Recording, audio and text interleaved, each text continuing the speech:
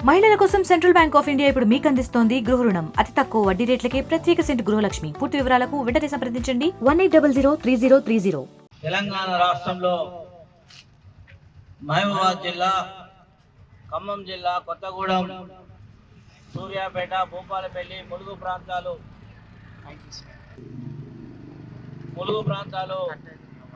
తీవ్రంగా వరదల వల్ల నష్టపోయాయి.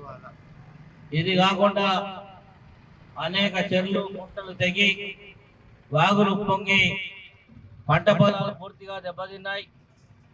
ఈ పంట పొలాలు వరదల వల్ల ఇసుకలు మేట వేసి రాళ్ళు రప్పలు వచ్చి వేలాది ఎకరాల పంట నష్టం జరిగింది.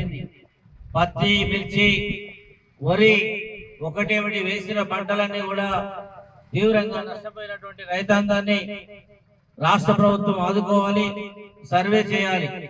అదేవిధంగా కేంద్ర ప్రభుత్వం దీన్ని జాతీయ విపత్తుగా ప్రకటించి 10,000 కోట్ల రూపాయలు ఇవ్వాలని సిపిఐ పార్టీ రాష్ట్ర వ్యాప్తంగా ఈరోజు కలెక్టరేట్ కార్యాలయం ధర్నా చేస్తూ డిమాండ్ చేస్తా ఉన్నారు.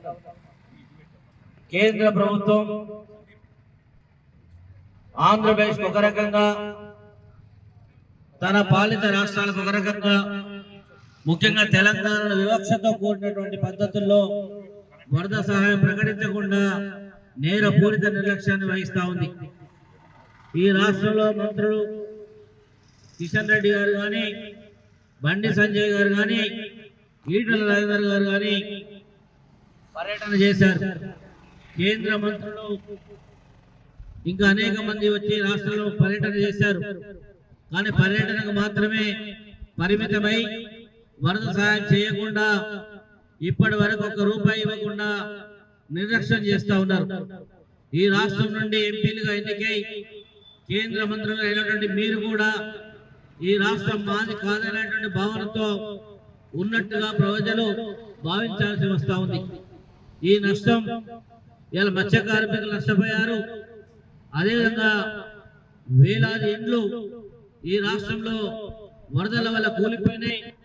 వారందరూ కూడా ఇందిరమ్మ ఇల్లు ఇవ్వాలని, అదేవిధంగా ఖమ్మం లాంటి నగరంలో దాదాపు వేలాది ఇండ్లు వరద నీరు వచ్చి ఉన్న సామాన్లన్నీ పోయి అదేవిధంగా ఇబ్బంది పడ్డారు. ఈ పక్కనే ఉన్నటువంటి సీతారాంపురం కానీ, ఓలేపల్లి కానీ, రావిరాల గ్రామాలు కానీ వందలాది ఇండ్లు పూర్తిగా ముంపుకు గురై కట్టుబట్టలతో రోడ్ల మీదకి వచ్చినటువంటి పరిస్థితి ఉంది. దీనిపైన రాష్ట్ర ప్రభుత్వం తక్షణమే స్పందించాలి. అదేవిధంగా కేంద్ర ప్రభుత్వం నిధులు విడుదల చేయాలి.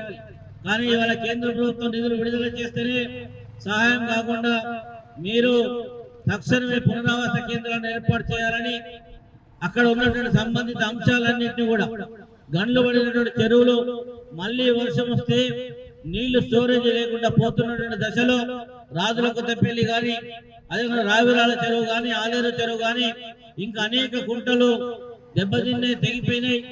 కాబట్టి వీటన్నిటిని కూడా సరిచేయాలని ఇవాళ రాష్ట్ర ప్రభుత్వాన్ని డిమాండ్ చేస్తారు. మరిన్ని వీడియోస్ కోసం ఛానల్ ని సబ్స్క్రైబ్ చేయండి. లేటెస్ట్ అప్డేట్స్ కోసం వాట్సాప్ ఛానల్ ని ఫాలో చేయండి. అండ్ లింక్ డిస్క్రిప్షన్ లో ఉంది.